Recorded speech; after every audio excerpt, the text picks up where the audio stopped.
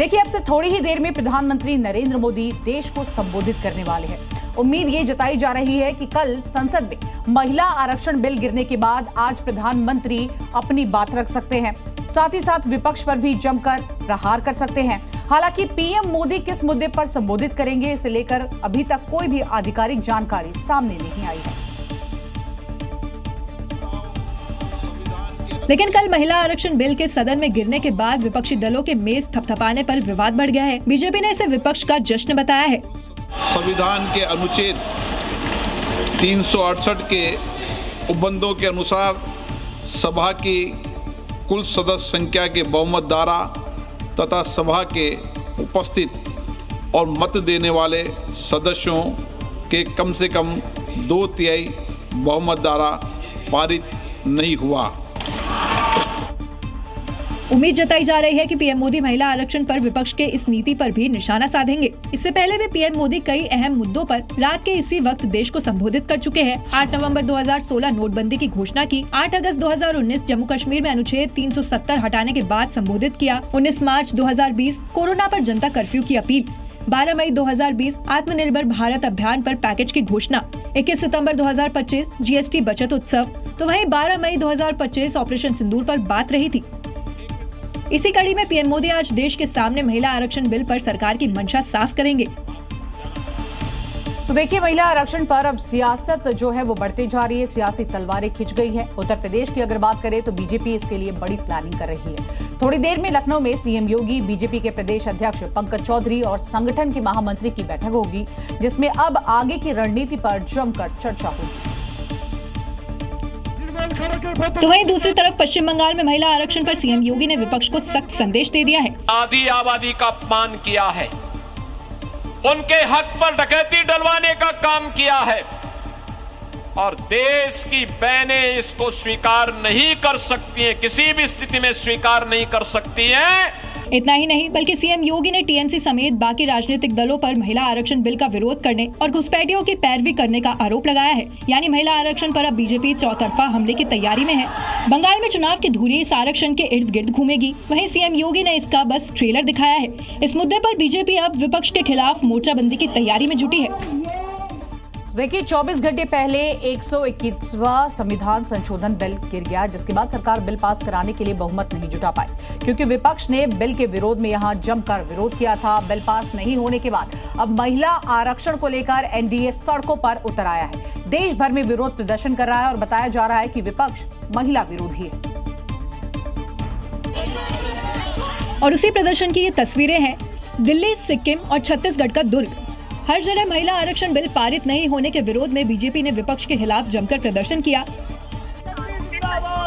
लखनऊ में विश्व हिंदू रक्षा परिषद की महिला कार्यकर्ताओं ने प्रदर्शन किया और बताया कि कैसे विपक्ष महिला आरक्षण का विरोध कर रहा है और इसी महिला विरोधी होने के कारण बिल को पास नहीं करवाया जा सका। इस अधिनियम को खारिज कर करके विपक्ष ने बहुत गलत काम किया है। सारे हमारे सपनों पे, बहनों के सपनों पे पानी फेर दिया गया। क्या क्या सपने देखे बहनों ने कि अब आगे बढ़ने का मौका मिलेगा और विपक्ष ने पूरी तरीके से पानी फेर दिया।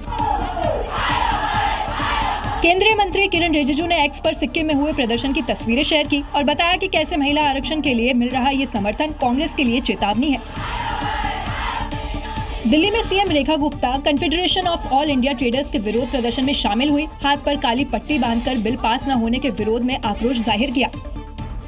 एनडीए ने देश भर में कांग्रेस के खिलाफ मोर्चा खोल दिया है। जिस तरह बिल के खिलाफ विपक्ष ने वोट किया है, उसके बाद एनडीए आक्रामक है और सोशल मीडिया से सड़कों तक इसे लेकर विरोध किया जा रहा है। तो देखिए, भले ही नारी शक्ति वंदन बिल को संसद में गिराकर किस तरह से विपक्ष ने मोदी सरकार की कमजोरी दिखा दी हो, लेकिन अब यही बिल किस तरह से बीजेपी के लिए बंगाल और तमिलनाडु में तुरुक का इक्का बन सकता है। बिल के गिरने के बाद विपक्ष जहां सरकार को हरा देने का जश्न मना रही है, तो वहीं बीजेपी इसको लेकर सड़कों पर उतर आई है और इस हार में भी जीत तलाशना शुरू कर दिया है। यहाँ तक कि कैबिनेट की बैठक में पीएम मोदी इसे लेकर बेहद गुस्से में नजर आए और विपक्ष खासकर कांग्रेस को अंजाम भुगतने की हिदायत भी दी। अब जहाँ सत्ता पक्ष इसे विपक्ष का महिला विरोध बताकर उसे घेर रहा है, तो वहीं कांग्रेस इसे सरकार की साजिश बताने में जुटी है। कांग्रेस पार्टी और उनके कुछ साथियों को महिलाओं का आक्रोश को झेलना पड़ेगा। कांग्रेस पार्टी के ऊपर भी यह काला दाग महिला विरोधी का जो दाग चिपक गया है, ये कभी खत्म होने वाला नहीं है। जो सरकार की साजिश थी संघीय ढांचे को बदलने की, लोकतंत्र को कमजोर करने की, उसको हराया गया, उसको रोका गया। जाहिर है बीजेपी इस हार के जरिए बंगाल तमिलनाडु में जीत तलाशेगी। बाकी बीजेपी की बाजीगरी तो महिलाएं ही तय करेंगी। पश्चिम बंगाल में सीएम योगी का धुआंधार प्रचार जारी है, तो वहीं बंगाल में योगी ने आज फिर से ताबड़तोड़ रैली करके न सिर्फ बीजेपी को जिताने के लिए समर्थन मांगा है, बल्कि यूपी का उदाहरण देते हुए बताया कि बंगाल में अगर विकास और सनातन का झंडा बुलंद कर सकता है तो बीजेपी की डबल इंजन सरकार को लाना बेहद जरूरी है। सीएम ने बताया कि 2017 से पहले यूपी में भी माफिया गुंडाराज था, लेकिन अब यूपी का बुलडोजर माफिया पर गरजता है और एक्सप्रेसवे बनाता है। कोई दंगाई कभी दिखता है तो यूपी का बुलडोजर उसकी हड्डी पसली को तोड़ करके एक्सप्रेसवे बना देता है। बंगाल सरकार पर हिंदू और सनातन विरोधी होने के आरोप लगते हैं। कई मौकों पर टीएमसी के नेता सनातन का अपमान भी करते नजर आए हैं। योगी ने कहा, तुष्टीकरण वाली सरकार को एकता से हराया जा सकता है, जैसे यूपी में हराया गया था। वहाँ शुक्रवार के दिन किसी सड़क पर या किसी भी पर्व और त्योहार के दिन सड़क पे नमाज नहीं पढ़ी जाती है। बीजेपी प्रत्याशियों के समर्थन में वोट मांगने पहुंचे योगी ने जनता से ही बंगाल में कमल खिलने वाले नारे लगवा दिए। अंधकार, सूरज, सूरज, कोमल, कोमल। तो ये बंगाल में वोटिंग की तारीख नजदीक आते ही सियासतदानों के बीच जुबानी जंग भी तेज हो गई। गृहमंत्री अमित शाह ने 5 मई के बाद टीएमसी को देख लेने की बात कही, तो वहीं उसका जवाब देते हुए अभिषेक बैनर्जी ने उन्हें 4 मई के बाद कोलकाता में रुकने की चुनौती दे डाली है। 5 के बाद उल्टा लटका कर सीधा करने का काम। 4 तारीख कोलकाताয় থাকবেন, 12টার পর দেখা হবে। बंगाल का ये रण सिर्फ एक चुनाव नहीं, साख, प्रतिष्ठा और वजूद की लड़ाई है। इसलिए ये जंग जीतने के लिए बीजेपी और टीएमसी के सियासतदान अपने तरकश का हर वो तीर आजमाना चाहते हैं जिससे विरोधी खामा मूर्छित हो सके। अमित शाह बंगाल में आकर टीएमसी पर गरजे तो अभिषेक बैनर्जी भी कहाँ चुप रहने वाले थे। देखिए कैसे अमित शाह को ही चुनौती दे डाली। আমি অমিত শাহকে চ্যালেঞ্জ করব, 4 তারিখ কলকাতায় থাকবেন, 12টার পর দেখা হবে। अभिषेक बैनर्जी की इस चुनौती का जवाब देने के लिए बीजेपी नेताओं ने मोर्चा संभाल लिया और ये उनका भय जागृत होता है, उनके अंदर सत्ता को खोने का जो भय है वो बोल रहा है। अब देखना होगा कि 4 मई के बाद किसकी चुनौती किस पर भारी पड़ती है।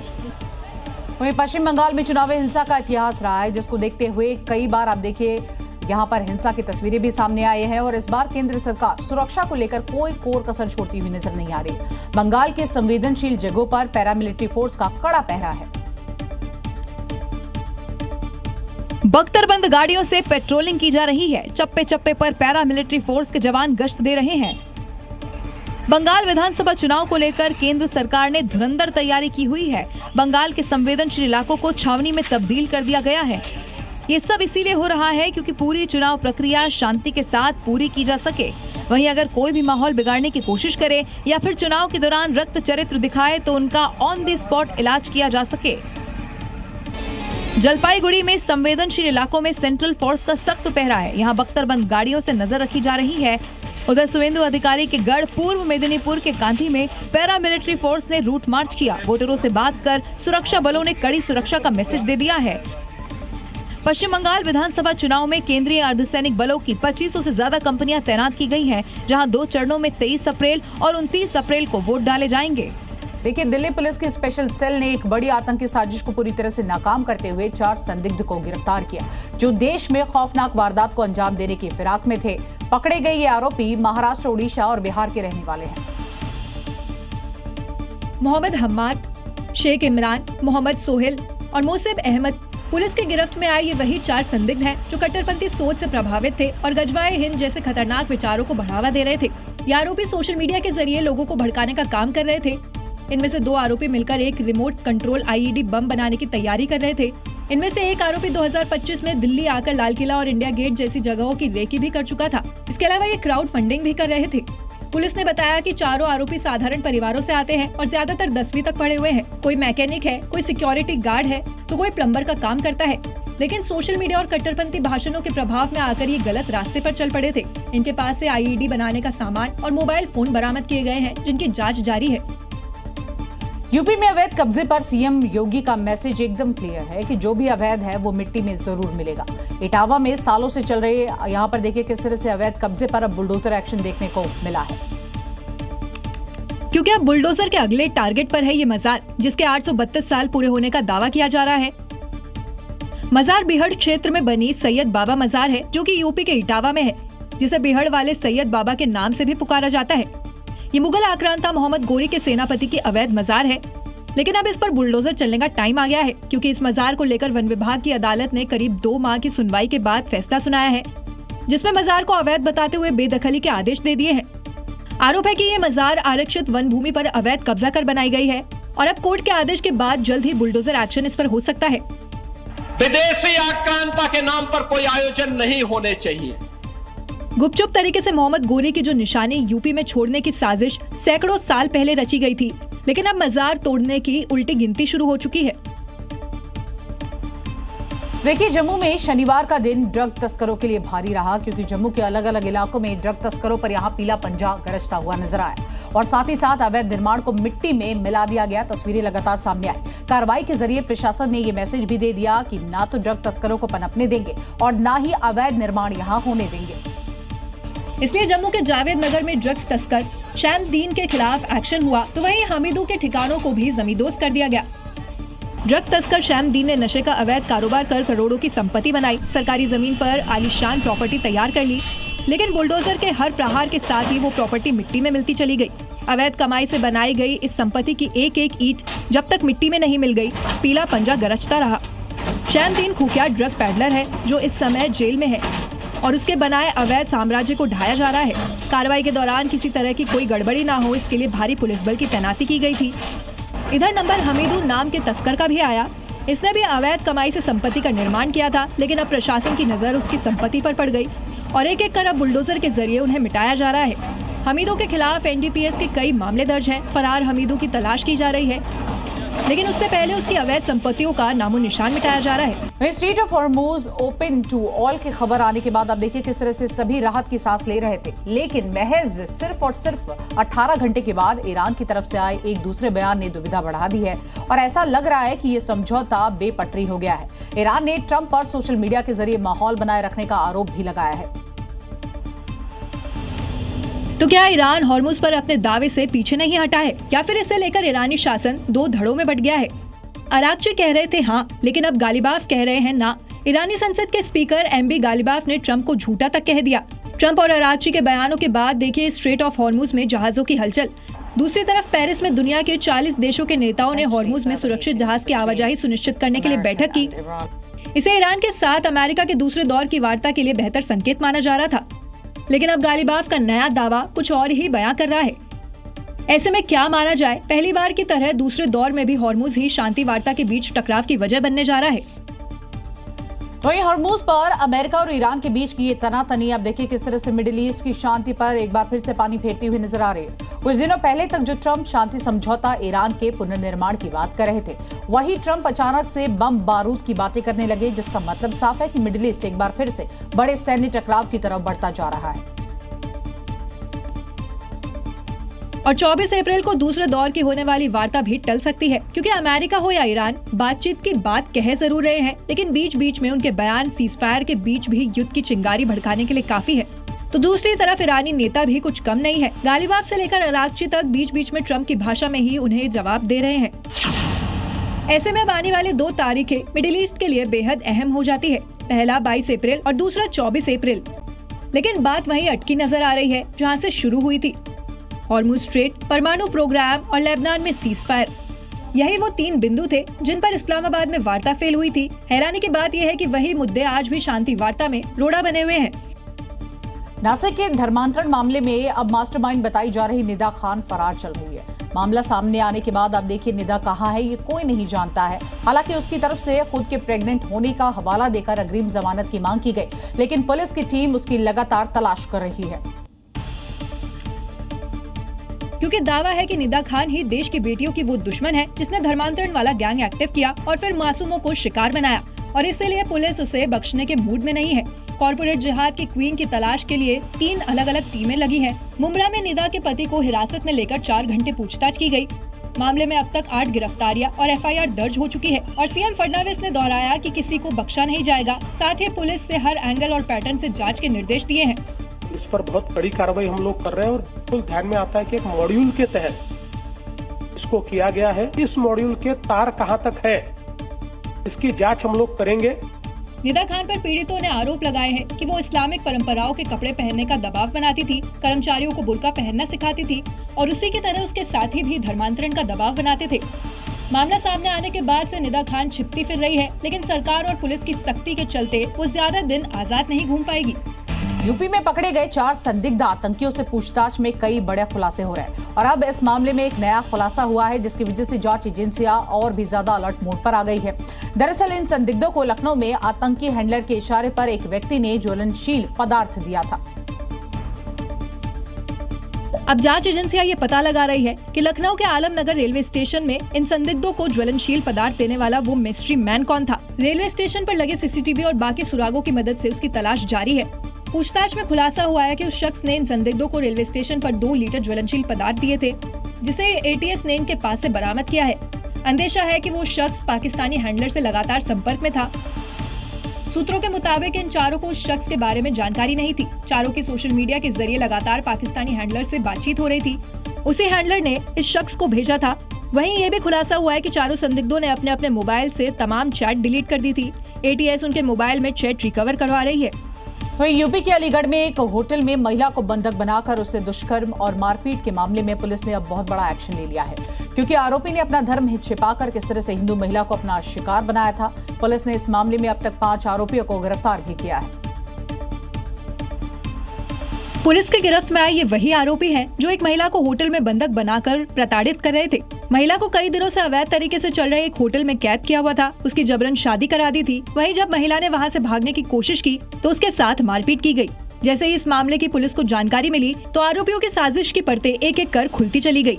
इस पूरे कांड का मास्टरमाइंड आदिल था, जिसने अपनी असली पहचान छिपाते हुए महिला को प्रेम जाल में फंसाया और फिर उसे धोखे से होटल लाया गया, जहाँ उसके साथ दुष्कर्म किया गया। आदिल अहमद ने उसके साथ दोस्ती बनाकर उसको बहला फुसलाकर वो इस एक होटल में, जो कि एक अनरजिस्टर्ड एक होटल था, उस होटल में उसको पिछले 10-12 दिन से रखा। उस होटल में उसके संबंध भी बनाए, उस होटल में उससे शादी भी कर ली। पुलिस ने शिकायत मिलते ही फौरन एक्शन लिया। मुख्य आरोपी आदिल और होटल के मालिक समेत 5 आरोपियों को गिरफ्तार कर जेल भेज दिया गया है। उत्तर प्रदेश के बदायूं के एक मदरसे में हिंदू देवी देवताओं के अपमान का आरोप लगा है, जिसके बाद हिंदू संगठनों का गुस्सा फूट पड़ा है। दावा ये किया जा रहा है कि वार्षिक उत्सव के दौरान मदरसे में नाटक का मंचन किया गया था, लेकिन नाटक में बजरंग बली का अपमान किया गया। नाटक के मंचन का जो वीडियो सामने आया, उसमें 2 किरदार 2 बच्चे निभा रहे हैं। एक बजरंग बली के वेश में है तो दूसरा भक्त के। दोनों के बीच गैस सिलेंडर की कमी को लेकर संवाद हो रहा है, लेकिन इस संवाद में बजरंग बली का अपमान करने का आरोप लगा है। वीडियो में प्रोजेक्टर पर गैस सिलेंडर लेने के लिए लाइन में खड़े लोगों की तस्वीर दिखाई दे रही है और सामने नाटक का मंचन किया जा रहा है। नाटक में जिस तरह से बजरंग बली की शक्तियों का अपमान किया गया है, जिसके बाद हिंदू संगठनों ने इसका जमकर विरोध किया और नारेबाजी की है। भारत माता की जय, भारत माता की जय। हिंदू संगठनों ने नारेबाजी करते हुए प्रशासन को अल्टीमेटम दिया है कि अगर कार्रवाई नहीं हुई तो उग्र आंदोलन किया जाएगा। ये धर्म के ऊपर मजाक बनना, किसी भी धर्म की मजाक बनाने का किसी को कोई राइट नहीं है। मेरा प्रशासन से सख्त अनुरोध है कि ऐसे कृत्य करने वाले, चाहे स्कूल का प्रशासन हो या उस कार्यक्रम के आयोजक मंडल समिति हो, सभी के खिलाफ कठोर से कठोर कार्रवाई की जाए। जिस तरह से मदरसे में नाटक की आड़ में हिंदू देवी देवताओं पर सवाल और अपमान का आरोप लगा है, उसके बाद अब हड़कंप मच चुका है। उत्तर प्रदेश की योगी सरकार पत्थरबाजों के खिलाफ लगातार एक्शन लेती है और अब देखिए तस्वीरें भी इसके सामने आती है। पथराव करने वालों का पोस्टर लगाती है और फिर पथराव से हुए नुकसान की भरपाई भी पत्थरबाजों से ही करवाती है। और अब वाराणसी में 24 घंटे पहले हुए पथराव के बाद योगी फोर्स ने यहाँ एक्शन शुरू कर दिया है। यानी जो कल पत्थरबाजी कर रहे थे, उनकी तस्वीर अब पोस्टर पर आ गई है। जगह जगह पोस्टर लगाकर लगातार पत्थरबाजों की जानकारी देने की अपील की जा रही है। यानी अब इन पत्थर फेंकने वालों की डेंटिंग पेंटिंग में ज्यादा वक्त नहीं बचा है। दरअसल 24 घंटे पहले वाराणसी के नहिया गांव में धार्मिक गेट पर झंडा लगाने को लेकर विवाद हुआ था। इसी विवाद में पथराव भी शुरू हो गया था, जिसमें ACP समेत 7 पुलिसकर्मी घायल हो गए थे। जिसके बाद अब पुलिस ने FIR दर्ज कर वीडियो के आधार पर आरोपियों की तलाश तेज कर दी है और इसके लिए पत्थरबाजों के पोस्टर लगा दिए हैं। हालांकि अभी तक पुलिस 10 से ज्यादा लोगों को गिरफ्तार भी कर चुकी है। और रुक करेंगे अगली खबर का। दिल्ली के चितरंजन पार्क में उस वक्त जमकर बवाल मच गया जब यहां एक ही परिवार के 3 लोगों पर चाकू से ताबड़तोड़ हमले कर दिए गए। इस हमले में बाप बेटे की मौके पर ही मौत हो गई, जबकि उनके रिश्तेदार की हालत इस वक्त गंभीर बनी हुई है। लेकिन हमलावर कोई और नहीं, पड़ोस में ही रहने वाला असद है। असद इसी अपार्टमेंट के 4थे फ्लोर पर रहता था। असद और राकेश सूद दोनों प्रॉपर्टी का काम करते थे, अलग अलग जगहों पर प्रॉपर्टी का काम करते थे। पैसों के लेन देन का दोनों के बीच पिछले काफी समय से दुश्मनी चल रहा। और उसका बदला लेने के लिए असद ने पहले राकेश सूद और उसके बाद उसके बेटे पर ताबड़तोड़ चाकू से वार कर दिया। इस बीच बचाव में आए उनके रिश्तेदार पर भी हमले किए गए। वहीं पुलिस ने इस मामले में आरोपी को गिरफ्तार कर लिया है। जो आरोपी है इसके ऊपर पहले भी 2005 में पुलिस स्टेशन संगम विहार में एक एफआईआर दर्ज। वहीं पुलिस आरोपी से पूछताछ कर रही है। उत्तर प्रदेश के मुजफ्फरनगर में पुलिस प्रशासन ने जिले को अपराध मुक्त बनाने में एक आप देखिए किस तरह से इस दिशा में बड़ा कदम उठाया है। हिस्ट्री शीटर्स को भी आप देखिए किस तरह से पुलिस यहां पर लगातार शिकंजा कसती हुई नजर आ रही है। और उसी की एक तस्वीर अब आपको दिखाते हैं। ग्रामीण क्षेत्रों के थानों में ऐसे अपराधियों को तलब करके उनका लगातार सत्यापन किया गया और उन्हें सख्त हिदायत दी गई।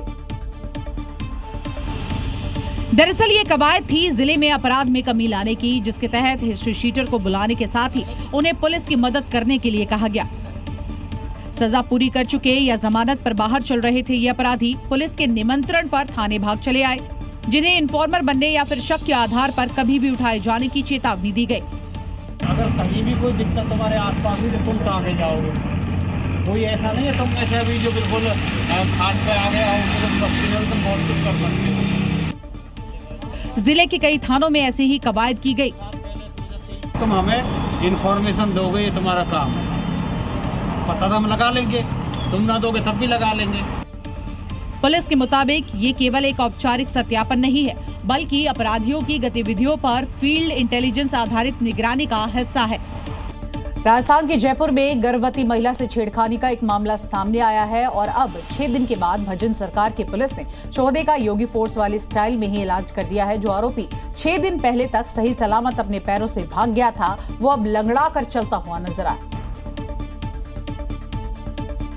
क्योंकि जयपुर पुलिस ने आरोपी की डेंटिंग पेंटिंग कर दी है। वीडियो में देखिए आरोपी एक पैर से चल रहा है, एक हाथ पर प्लास्टर चढ़ा हुआ है और अब चेहरे पर खौफ दिख रहा है, क्योंकि उसे समझ आ गया है कि उसने अपराध करके गलती कर दी है।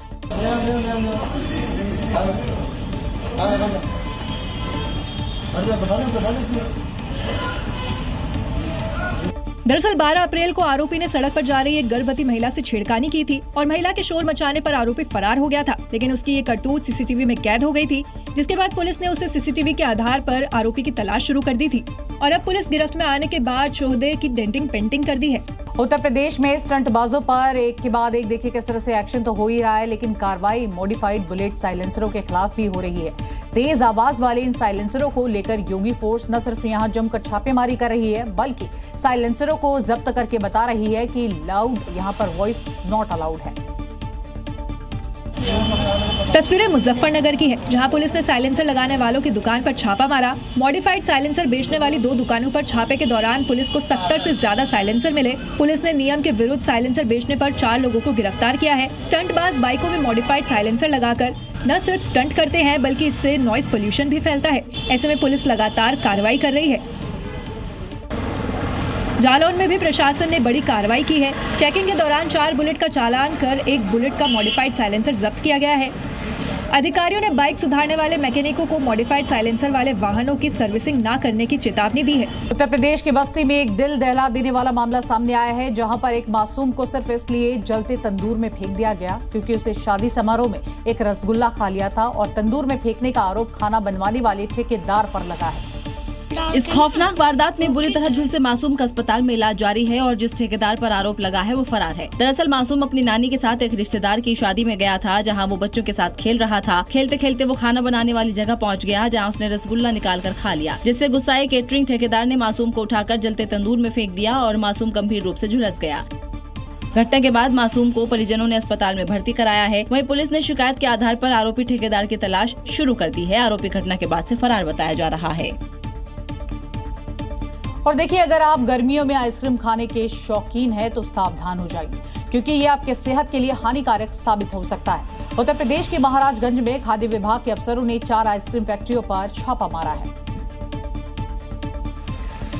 इस दौरान अफसरों ने फैक्ट्रियों से सैंपल इकट्ठा कर जांच के लिए भेजा, जहां लैब में भेजे गए आइसक्रीम के नमूने जांच में फेल हो गए। आप भी देख लीजिए, जिन आइसक्रीम को बड़े शौक से खाते हैं वो कैसे बनती है, कितने गंदे तरह से वो बनाई जाती है। फैक्ट्री में आइसक्रीम बनाने वाली मशीन में बिल्कुल साफ नहीं है। इन 4 आइसक्रीम फैक्ट्री पर 2,55,000 रुपए का जुर्माना लग गया है। आइसक्रीम निर्माण इकाइयां हैं, जो उन आइसक्रीम निर्माण इकाइयों द्वारा जो मानक हैं खाद्य सुरक्षा के, उनका पालन नहीं किया जा रहा और उनकी जो लैब रिपोर्ट जो आ रही है वो बिल्कुल ही अधो मानक आ रही है। कुछ ट्रिक्स है जिससे आप पहचान सकते हैं कि आइसक्रीम मिलावटी तो नहीं है। नींबू टेस्ट। 1 चम्मच आइसक्रीम पर 3 से 4 बूंद नींबू का रस डालें। बहुत झाग बुलबुले बने तो डिटर्जेंट मिला हो सकता है। Shake test. पिघली आइसक्रीम को पानी में मिलाकर जोर से हिलाएं। घना फॉर्म बने तो मिलावट हो सकती है। रगड़ टेस्ट। आइसक्रीम को हथेलियों के बीच रगड़े, साबुन जैसी चिकनाहट या दानेदार फील हो तो नकली हो सकती है। तो अगली बार आइसक्रीम खाने से पहले ये टेस्ट जरूर कर लें। और देखिए, देश भर में रिकॉर्ड तोड़ गर्मी चल रही है, जिसकी वजह से लोग काफी परेशान हैं। इन सब के बीच अब इसका असर सड़कों पर चलने वाली गाड़ियों पर भी देखने को मिल रहा है, जहां आग लगने की 2 घटनाएं सामने आई है। पहली तस्वीर नोएडा की, जबकि दूसरी तस्वीर राजस्थान से सामने आई है, जहां कोटा की ओर जा रही बस में अचानक से आग लग गई, जिस वजह से हड़कंप मच गया। बस में आग लगने की वजह से पूरी बस चंद मिनटों में आग का गोला बन गई, जिसके बाद आनन फानन में दमकल विभाग को सूचना दी गई। कड़ी मशक्कत के बाद आग पर काबू पाया गया। दरअसल बस का टायर बार बार जाम लगने की वजह से गर्म हो जा रहा था और कोटा पहुंचते ही टायर इतना गर्म हो गया कि उसमें आग लग गई। गनीमत रही कि परिवहन विभाग की बस में 25 यात्री थे, जिन्हें थोड़ी ही देर पहले दूसरे बस में शिफ्ट किया गया था। ऐसा ही एक मामला नोएडा से आया, जहां देर रात एक कार में आग लग गई। दरअसल कार के बोनेट से पहले धुआं निकला, फिर आग लगी। इस दौरान कार में केवल ड्राइवर ही मौजूद था, जिसने कूदकर अपनी जान बचाई। कड़ी मशक्कत के बाद आग पर काबू पा लिया गया।